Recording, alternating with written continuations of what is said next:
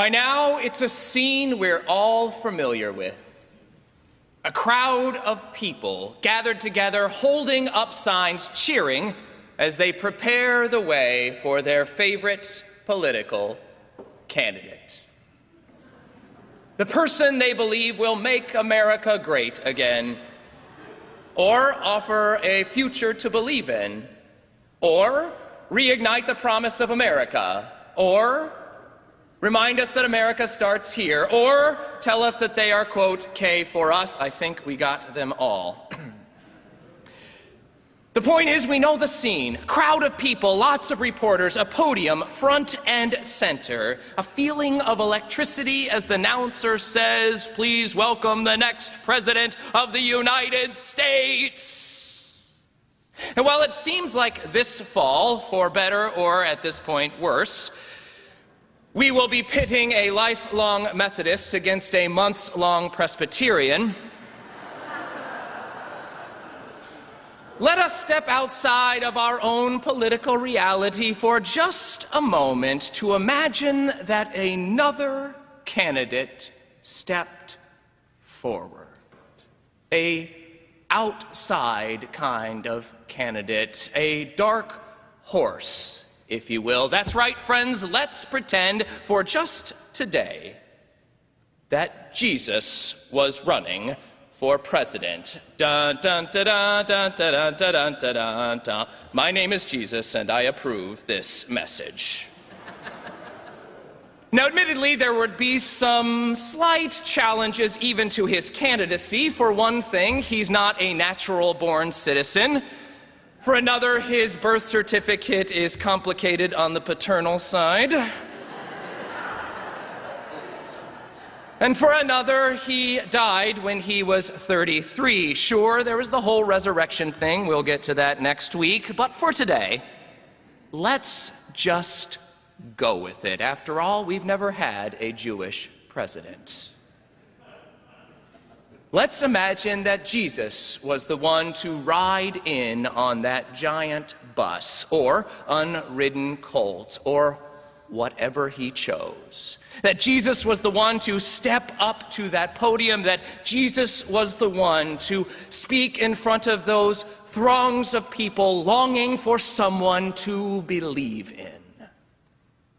That would be something, wouldn't it? Of course, and all due respect to Jesus, we would have a few questions about his candidacy. For one thing, we are not really sure what his party is. We have our guesses, whatever we are. But without knowing if he's a Republican or a Democrat, how do we know whether to love him or hate him? How will MSNBC or Fox News know how to treat him? How will we know whether to listen or tune him out if we can't see that R or D after his name? Then, of course, there's all the baggage. One, there's the emails. We have all gotten those forwards from Jesus. Two, there's the whole thing about selling all our possessions and giving them to the poor. That's not going to play particularly well in the general election. Redistribution of wealth, anyone? Third, he's really weak on immigration. Let the little children come to me? Come on, Jesus! Of course, in fairness, his slogan isn't so bad. Love one another. We can sort of picture it on the side of a bus. But it wouldn't really work as a foreign policy, would it? What would that look like? Of course, if we could let go of all of those objections, if we could just get rid of all of those reasons why it wouldn't work and just think for a moment about what it would mean to have the Prince of Peace, the King of Kings, the Messiah, step forward to say a word into this particular moment in time. We just might learn something. After all, it's not hard to imagine what he might say.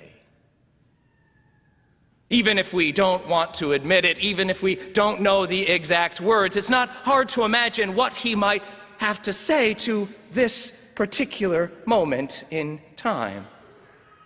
This moment when young elementary school kids are coming home worried that they or their darker-skinned friend might be kicked out of the country if one person or another gets elected. This moment in time when we are so quick to demean women or Muslims or foreigners or anyone who thinks a little differently. This moment in time when we cheer on bullies and we shout hurrah at the idea of building as large a wall as possible between us and our neighbors. It's not hard to imagine what Jesus might say, is it, after all? His entire message, the entire message of the gospel is predicated on the idea that we are called to love our neighbors as ourselves. Friends, it's hard to do that through a wall. What is going on? We tell our kids that it's not okay to bully. That it doesn't matter if you're a boy or a girl, you can achieve the same things. That it's okay to worship God in different ways. That being from another culture is not a bad thing. And then we lift up candidates who believe the exact opposite. What is going on? To be clear, we can vote for whomever we want, Republican or Democrat or something else, but let us not pretend that our faith doesn't speak in to this moment.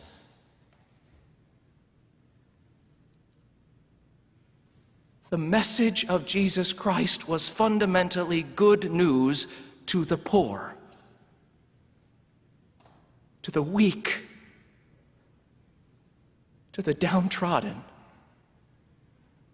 The message of Jesus Christ was a message for those who were on the margins of society, the outsiders, the other. If we let go of that, what would we have? What would be left of our faith if we let go of that fundamental aspect of who we are? Jesus is not running for president. And truth be told, he was not advocating for a political system. He was advocating for a way of life.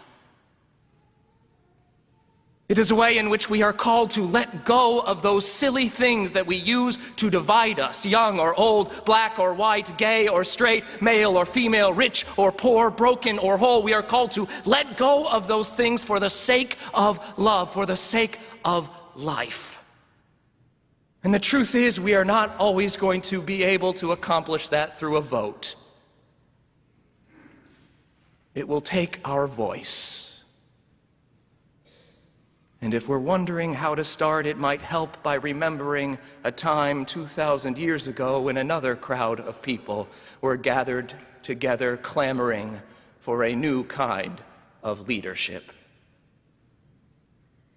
When another group of people were longing for a little more meaning, or a little more belonging, a little something different in their lives. If we just remember, it is, after all, Palm Sunday, a day when we might think back to that particular moment. The Palm Sunday account, the triumphal entry of Jesus into Jerusalem, is actually told in all four Gospels. It's one of those rare stories that is. And each tell it a little differently, but each tell it. Some of them have palms, not ours. Some of them have a colt, some have a donkey and a colt, but all of them have the crowd.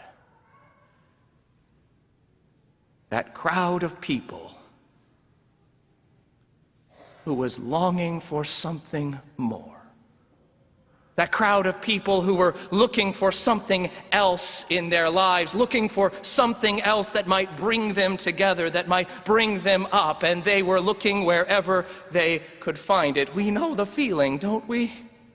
Whether we find ourselves on the far right or the far left or somewhere in between, we know what it's like to search for a little more meaning in our lives. We know what it's like to look around our world and to say, like Miss Clavel in the middle of the night, something is not right.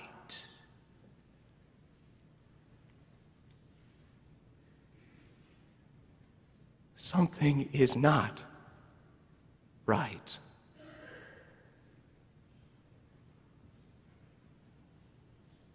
And like the people of ancient Jerusalem, it is so tempting to look for that strong leader to come in and to save us.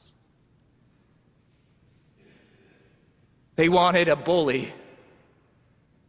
They wanted a king. They wanted someone who would come back in and make Jerusalem great again, who would build up those walls that would help them fortify themselves against the dangers that were out there from the Roman Empire or anything else, forgetting that they had always been disappointed in the past when they had just that. And so they waited for Jesus to come. Now, the beginning of our story has a little humor to it. Jesus stops with his disciples somewhere just outside of the city, and he says to a few of them, "Why don't you go in ahead and find an unridden colt, untie it, and if anyone asks you about why you're stealing this colt, just say, 'The Lord needs it.'" And so they do. They go into the city, they untie the colt, and when the owner says, "What are you doing taking my colt?" they say, "The Lord needs it." That's a little strange, like getting into someone's new car, pulling out of their driveway, and when they ask, "What are you doing?" just saying, "The Lord needs it." But if that's a little bizarre, if it's a little hard to understand the first part of this lesson, we can certainly understand the second part. The crowd and the feeling as they were seeing Jesus approach. We recognize it from the clips on the news. We know what those rallies are like. We see it every day. People who are longing for something else, for that strong leader, for the one who will come in with a sword if necessary and make the changes we need. They were so ready for it that they were laying their own cloaks down off their backs onto the ground, paving the way for their king.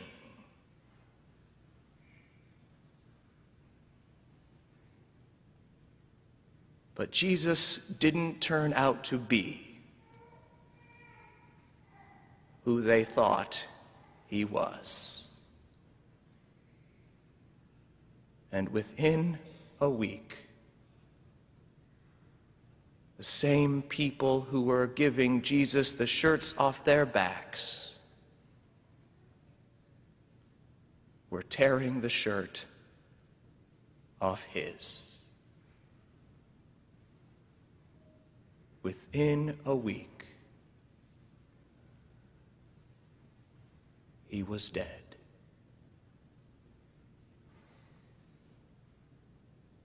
They wanted a lion and they got a lamb. They wanted a warrior, a king, a bully, someone who would take things into his own hands and make the difference that they need. They wanted someone to save them. The shout Hosanna literally means save us. And it turns out Jesus would save them, just not in the way they thought. Luke tells us that the Pharisees were gathered on the sidelines, those establishment-minded, legalistic clerics who were standing on the outside saying to Jesus, "Tell your disciples to be quiet." But Jesus says to those Pharisees, he says, "I tell you, if these were silent, the stones would shout out." If these were silent, the stones would shout out. In other words, they have a point. They have a message. They have a real, visceral, tangible need in this world. Perhaps that might serve as a reminder to those of us who find ourselves a little sanctimonious, a little self-righteous when it comes to seeing the crowds on the far right or the far left, saying to ourselves, how could they do that? To remind us that their needs are real. That what it is that they're longing for is the same thing we all long for, a little meaning, a change, something that will make a difference in this world that will be lasting. And they're looking to leaders who they think can make it, but in the end, as we know, it won't work. They see the world as broken, and friends, they're right. But in the end, we can't change the world through our votes. It will take our voice for that. In other words, we don't elect people to love our neighbors. We have to do that ourselves. And it will take each and every one of us reaching across the aisle. It will take each and every one of us reaching out to someone who thinks a little differently than us, who doesn't have the same comfortable beliefs that we have. It will take each and every one of us risking love, starting a relationship, making a difference. When Jesus enters the city, he turns around and looks out across Jerusalem, across the crowd that he has just passed through.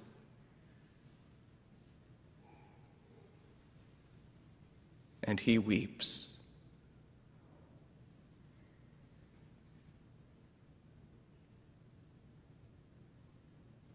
He weeps. And he says, if only you had recognized on this day the things that make for peace.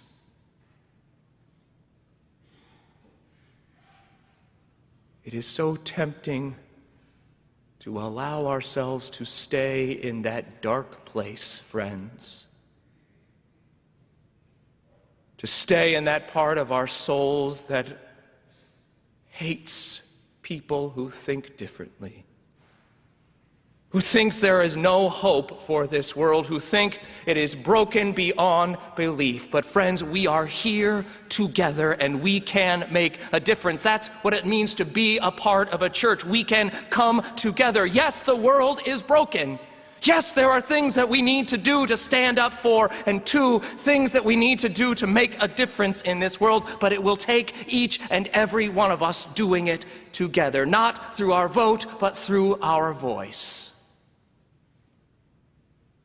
And if this upcoming week teaches us anything, it is that no matter how dark the world seems, we have reason to hope. Because, friends, by the grace of God,